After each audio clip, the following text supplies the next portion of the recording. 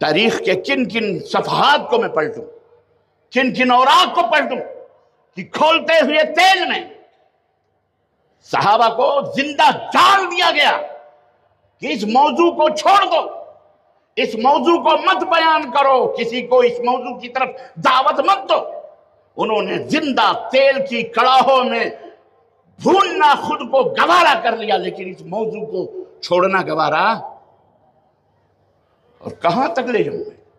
اماں سمیہ خاتون جنت، اس کائنات کی سب سے پہلی خاتون جس نے اس موضوع کو اپنایا، اللہ اکبر، تو اس کے سامنے ابو جہل جیسے نابکار نے، اس بدمعاش نے برہنہ اس کے شوہر کو پلر میں باندھا، اس کے بیٹے عمار کو پلر میں، یاسر کو عمار کو پلر میں باندھا، اور خود بھی برہنہ کر کے ننگے ایک سود بھی جسم بنائی، اور کہا اس موضوع کو چھوڑ دے، چھوڑ دے اس کو، اس کا دامن چھوڑ دے۔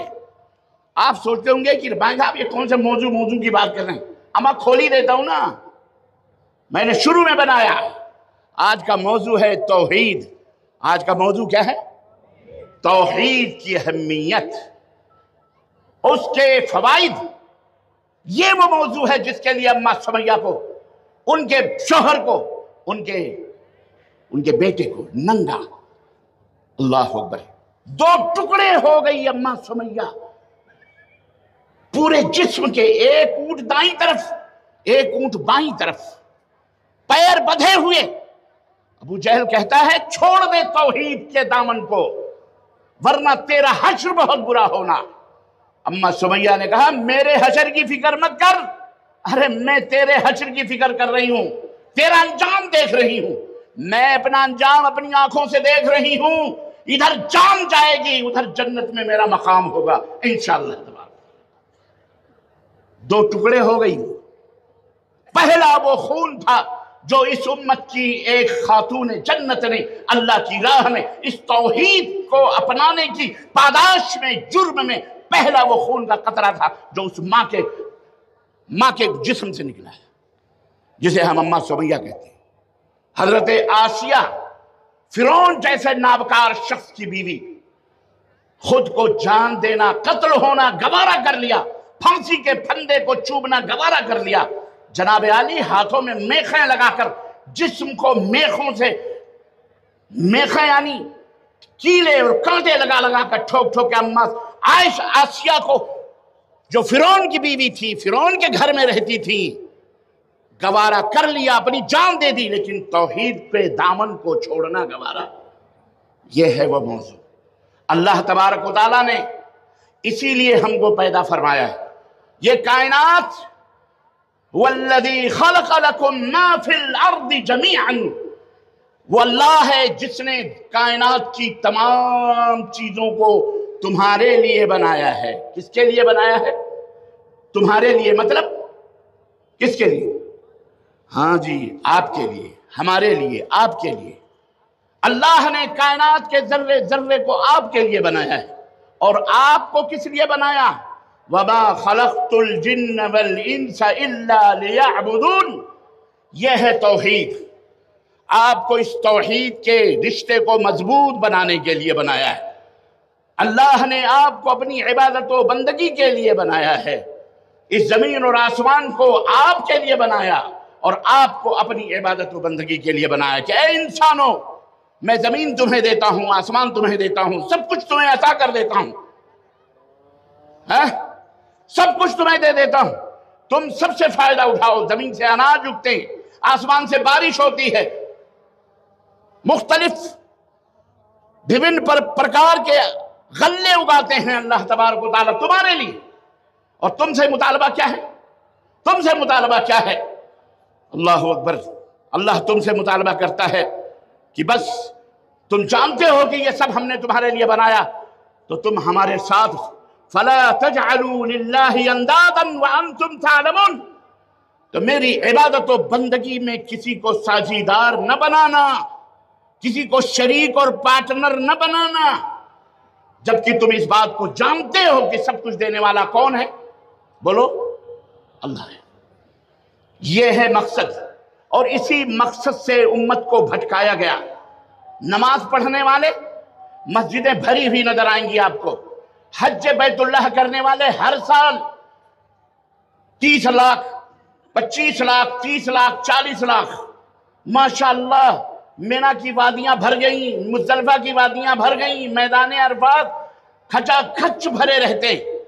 حرم کعبہ میں باقاعدے ڈیوٹیاں لگائی گئیں، باقاعدے بریکرز لگائے گئے، ایسے نہیں ویسے ٹائمنگ فکس کی گئی۔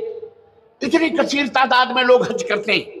نہ حج کرنے والوں کی کمی ہے، نہ عمرہ کرنے والوں کی کمی ہے، نہ روزہ رکھنے والوں کی کمی ہے، نہ مسجدیں بنانے والوں کی کمی ہے، نہ مسجدوں کے اندر صدقہ و خیرات دینے والوں کی کمی، نہ مدرسوں کی کمی، نہ اداروں کی کمی، نہ نمازوں میں نماز پڑھنے والوں کی کمی۔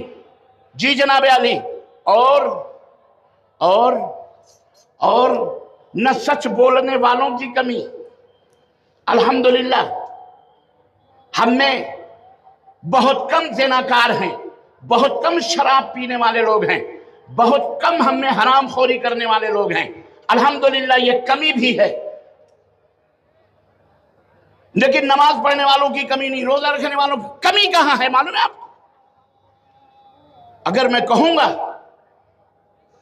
تو آپ اپنے اپنے گریبانوں میں منہ ڈال کر کے سوچنا، اور ایک بات یاد رکھنا، کبھی یہ نہ سوچنا کہ ہم تو بس کلمہ لا الہ الا اللہ پڑھ لیے، اللہ کو خالق مان لیا، رازق مان لیا، پیدا کرنے والا مان لیا، جلانے والا مان لیا، مارنے والا مان لیا، زمین و آسمان کا مالک مان لیا، بارش اتارنے والا وہی ہے، بس یہی کافی ہے، ہم نے اللہ کو مان لیا، ہم مسلمان ہو گئے۔ نہ،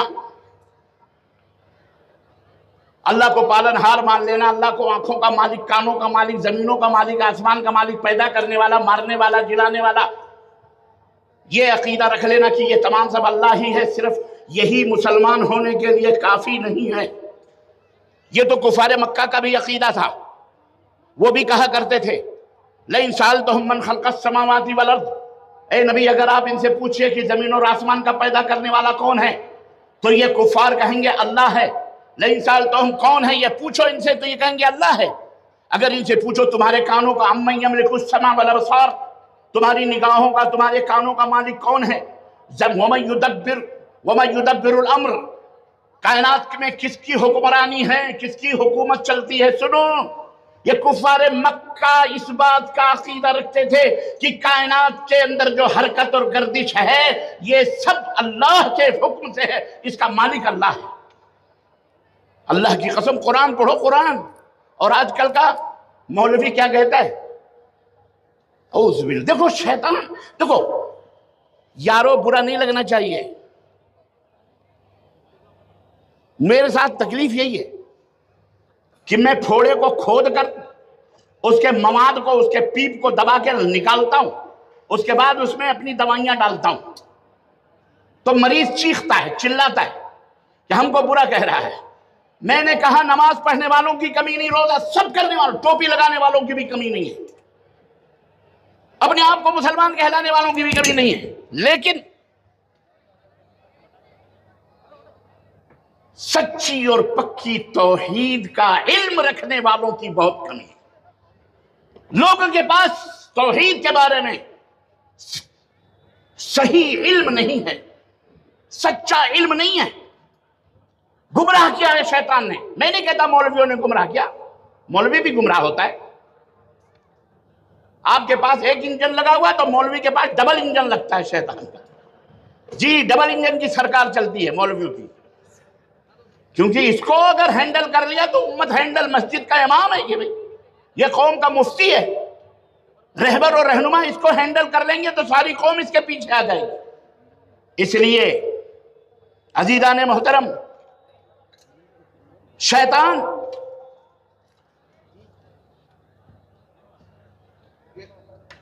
نے اس مسئلے میں لوگوں کو گمراہ کیا۔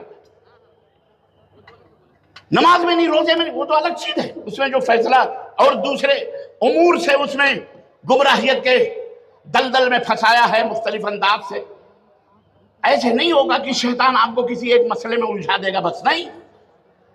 اس نے اللہ تبارک و تعالیٰ سے یہ وعدہ لیا ہے، جب اللہ نے اسے مردود کر دیا کہ نکل جا خبیث، نکل جا، مردود ہے، اللہ نے اس کے اوپر لعنت بھیجی، مردود ہے تو نکل یہاں سے۔ تو اس نے اللہ تعالیٰ سے کہا، قرآن کریم اٹھائیے، لَأَقْعُدَنَّ لَهُمْ صِرَاطَكَ الْمُسْتَقِيمَ ثُمَّ لَآتِيَنَّهُمْ مِنْ بَيْنِ أَيْدِيهِمْ۔ اس نے کہا تو مجھے مردود بارگاہ بنا رہا ہے، مجھے بھگا رہا ہے، تو یاد رکھ اللہ، میں تجھ سے بھی ایک بات کہہ دیتا ہوں کہ میں دنیا میں جا کر تیرے صراط مستقیم پر بیٹھوں گا۔